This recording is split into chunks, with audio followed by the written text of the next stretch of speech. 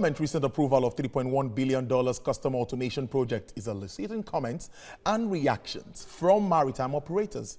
They want government to ensure that the terms of agreement is hinged on a watertight legal framework in order not to be shortchanged. Ifunaya Eze reports.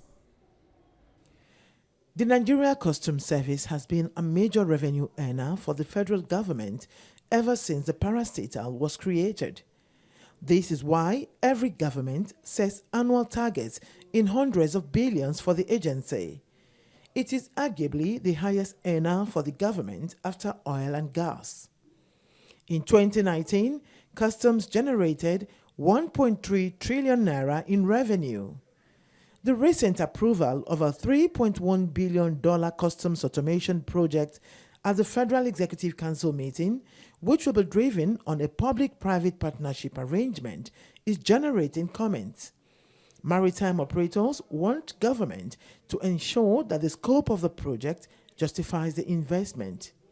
We have been told that government will not spend a dime. And I think that has been one of the problems that we have had in concession arrangements in the country.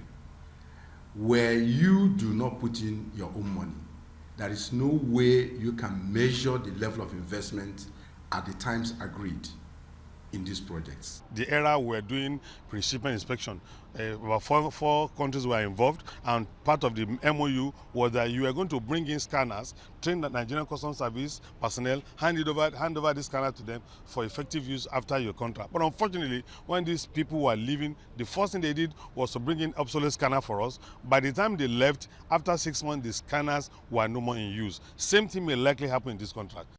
Though many subscribe to the modernization of customs operations, especially in resolving current issues which impede import clearance efficiency, there are doubts, however, about the 20-year concession period.